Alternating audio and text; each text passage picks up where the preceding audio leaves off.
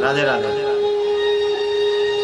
अब आप लोगों को ये बात पूर्ण रूप से विचार हो जानी चाहिए कि सुख और दुख का मुख्य कारण क्या है। इसी बात को आगे बढ़ाते हुए अब हम इस विषय में और चर्चा करते हैं। रामचरितमानस में तुलसी बाबा ने लिखा, जब राम जी पंचवटी में विराजमान हुए तो एक बार लक्ष्मण जी ने यही प्रश्न भगवान श्री राम से किया कि प्रभु, भक्ति के बारे में आप मुझे बतलाइए और वह मार्ग बताइए जिससे व्यक्ति सरलता से आपको पा जाए। तब भगवान ने उन्हें बताया कि हे लक्ष्मण, मैं आज तुम्हें वह साधन बताता हूँ जिससे सुगमता से सरलता से जीव परब्रह्म को प्राप्त कर लेता है। भगवान ने कहा, भक्ति तात अनुपम सुख मूला। हे लक्ष्मण, जो भक्ति है यही संसार के सभी अनुपम सुखों का मूल है, जड़ है। भक्ति प्राप्त होने पर ऐसा कहा जाता है कि संसार के सभी सुखों की जड़ हमें प्राप्त हो गई। लेकिन भक्ति प्राप्त कब होती है? मिलई जो संत होय अनुकूला। जब संत अनुकूल होते हैं तब भक्ति प्राप्त होती है। तो तुलसी बाबा ने कहा, भक्ति तात अनुपम सुख मूला, मिलई जो संत होय अनुकूला। जब संत अनुकूल होते हैं तभी भक्ति की प्राप्ति होती है। और राम जी बोले, हे लक्ष्मण, ध्यान से सुनो। प्रथम ही विप्र चरण अधि प्रीति। विप्र के, ब्राह्मण के, संत के चरणों में सबसे पहले प्रीति करनी पड़ती है। निज निज कर्म निरत श्रुति प्रीति। उसके बाद में वेदों के अनुसार जो कर्म कहे गए हैं उनका नित्य निरंतर पालन करना चाहिए। जब इतना मानव जीवन में जीव कर लेता है उसके बाद में राम जी कहते हैं, एही कर फल पुनि विषय विरागा।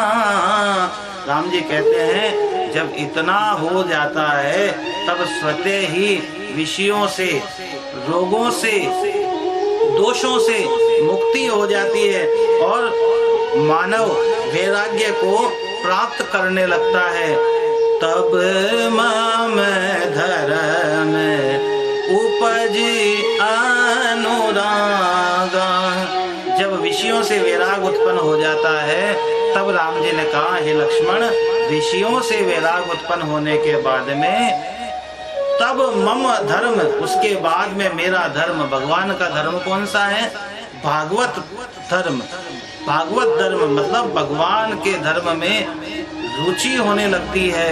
उसके बाद उपज अनुरागा, घट के भीतर प्रेम उत्पन्न होने लगता है, क्योंकि संसार में प्रेम के बिना कुछ नहीं मिलता है। संतों ने कहा है, तुलसी बाबा लिखते हैं कि प्रेम के बिना संसार में भगवान को प्राप्त करना बड़ा ही दुर्लभ है। ये बिल्कुल सत्य बात है। तुलसी बाबा ने कहा, हरि व्यापक सर्वत्र समाना, प्रेम से प्रकट होत में जाना। भगवान कण कण में, रोम रोम में विद्यमान है। हर जगह एक रूप में एक समान विद्यमान है, लेकिन प्रेम के प्रकट होत में जाना। बिना प्रेम के भगवान प्रकट नहीं हो सकते। इसलिए हे लक्ष्मण, याद रहे कि जब मेरा धर्म, भागवत धर्म जब हृदय में उत्पन्न होता है तब प्रेम की उत्पत्ति होती है। और जब प्रेम की उत्पत्ति होती है तब नवदा भक्ति में चित्त लगता है, मन लगता है, वह मजबूत हो जाती है।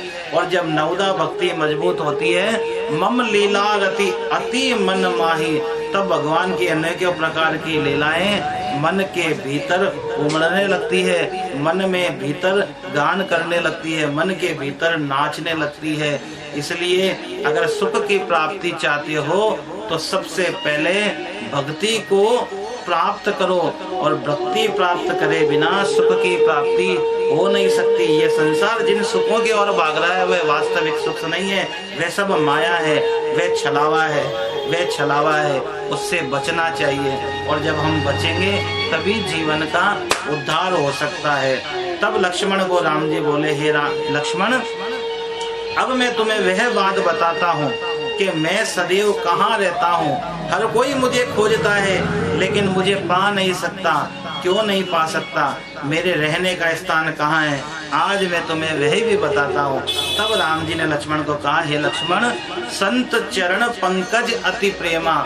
जो व्यक्ति संतों के चरणों में अत्यधिक प्रेम करता है, मन क्रम वचन भजन दृढ़ नेमा, मन से वचन से और कर्म से सदैव मेरे भजनों का रसामृत पान करता है। गुरु पित मात बंधु पति सेवा, गुरु की, पिता की, मात, बंधु, पति सेवा, सब मोहि कहे जान दृढ़ सेवा। ये सब मुझे ही माने, अर्थात मैं ही उसका पिता हूँ, मैं ही माता हूँ, मैं ही भाई हूँ, मैं ही बंधु हूँ, मैं ही गुरु हूँ, सब कुछ मैं ही हूँ, ऐसा मान कर वह मेरी सेवा करता है। मम गुण गावत पुलक शरीका शरीरा, जब वह मेरे गुणगान को गाता है तो उसका शरीर पुलकित हो जाता है, प्रसन्न हो जाता है, वह मगन हो जाता है। गदगद गिरा नयन बह नीरा, उसकी वाणी गदगद हो जाती है, वह मन नाचने लगता है और नयन बह नीरा, आंखों से आंसू बहने लगता है।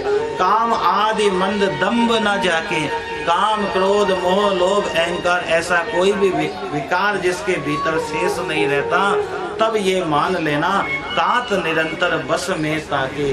हे लक्ष्मण, तब ये मान लेना कि मैं उसके भीतर सदैव सदैव के लिए विद्यमान हूँ। और राम जी ने कहा, वचन कर्म कर मोरी गति, जो वचन से कर्म से और मन से मेरे ही बताए मार्ग पर चलता है, भजन करो निष्काम, बिना किसी कामना से मेरा भजन करता है। तिनके हृदय कमल महु, उनके हृदय कमल में मैं करो सदा विश्राम, मैं सदा उसी में विराजमान होता हूँ। इसलिए जीवन में याद रखे कि कभी भी भगवान को खोजने कहीं और ना जाए। भगवान सदैव उस संत के हृदय में विराजमान है, भगवान सदैव उसके, उस विप्र के, उस वैष्णव के हृदय में विराजमान है, जो भगवान के बताए हुए मार्ग के अनुसार, भगवान के बताए हुए मार्ग के अनुसार भगवान का ही अनुसरण करता है। मन क्रम और वचन से सदैव भगवान का कीर्तन करता है, भगवान के आनंद में आनंदित रहता है। वही भगवान का घर है, वही भगवान का धाम है, वही भगवान का मंदिर है। और उसी भगवान के मंदिर में अगर हम बारंबार चरण, शीश और दंडवत नवा देंगे तो सतह ही हमें भक्ति की प्राप्ति होगी। बस इतना ही कहना चाहूँगा। भगवान ने स्वयं कहा है कि भगति तात अनुपम सुख मूला, मिले जो संत हो अनुकूला। आप केवल संत को अपने अनुकूल कर लीजिए, जब संत आपके अनुकूल होंगे तो आपको भक्ति प्राप्त होगी, और जब भक्ति प्राप्त होगी तो निश्चित मान के चलना सुख की जड़ अब आपके हाथ में लग गई। संसार का कोई भी सुख, कोई भी वैभव अब आपसे दूर नहीं है, वह आपके बिल्कुल नजदीक आ गया है। इसलिए केवल संतों की सेवा करें, संत सेवा से भक्ति प्राप्त करें, और भक्ति प्राप्त कर सुख के मूल को प्राप्त करें और जीवन को आनंदमय बनाएं। राधे राधे।